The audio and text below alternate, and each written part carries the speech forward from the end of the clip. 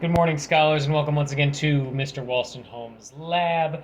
Today we're going to be talking about the fundamental states of matter. We're going to look at the three main ones here: solids, liquids, and gases. So, we know that a solid has a set shape and a set volume.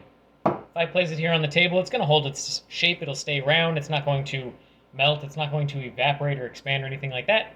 That makes it a solid. Set shape and volume.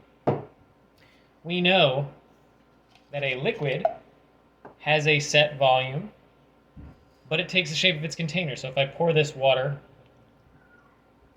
which is a liquid if you don't know, and I pour it into this container, it will take the shape of that container, but it's not going to expand to fill it. It's just going to sit there at the bottom like it does. That's what makes it a liquid. It has a set volume, but no set shape. And we know that in order for something to be a gas, it has neither a set volume nor does it have a set shape. So I'm going to light this match here to show you the smoke. Smoke actually has solid particles that are so small they float in the air, but it will enable us to see the gaseous air around us. Okay?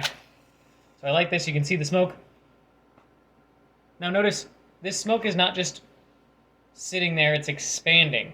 That's why if I light this match and then I blow it out, I'll be able to smell the smoke at first, but soon it will dissipate and I won't be able to smell it anymore because it's spreading out to fill up the container that it's in. And as you just saw, it also has no set shape.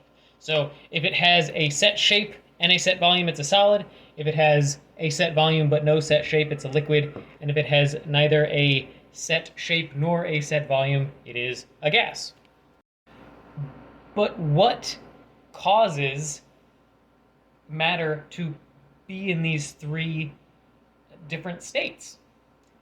For example, if I have liquid water here, at room temperature it's a liquid, but then I could freeze it and it becomes a solid, but it's still water. Or I could boil it and it will evaporate and turn into a gas, but it's still water. So what causes matter to change these states? Well, it all has to do with the molecules that make up a substance and how close they are together, how much energy they have, how much they're moving around. So I got a demonstration here. I have this container full of sawdust. And I want you to imagine for this demonstration that every piece of sawdust here is a molecule, okay? Now when I have them all like this, they're in a set shape. I can turn this and they'll hold their shape. They're nice and close together. I can drop a golf ball on them and it's not going to sink in or anything. It's just going to sit right on top. Because when all of those molecules are close together, they act like a solid. They hold their shape, they don't expand, they're close together. Now the reason for that is because they don't have enough energy for the molecules to really spread out. Remember, heat is energy, and when we heat up an object, we are giving energy to its molecules, which causes them to get excited and move around.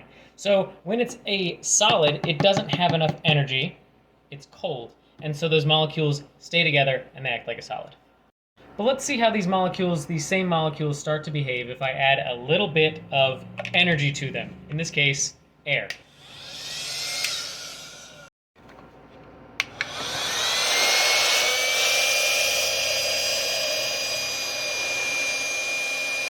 Okay, so now as you just saw, when I added energy to these molecules, they started to move around a little bit. They expanded. They weren't holding their shape as well. And if I open this up, I can show you. The golf ball actually sunk down into these wood chips. So once that air blows through them, they're suddenly moving around a little bit more. They're looser. They're not holding their shape anymore. Heavy things like golf balls will sink into them. It's acting like a liquid, okay? Now, what do you think is going to happen if I add even more energy to these molecules? I'm going to need a stronger airflow for this, and I'm actually going to put on some safety goggles. Safety first. Okay, you ready for this?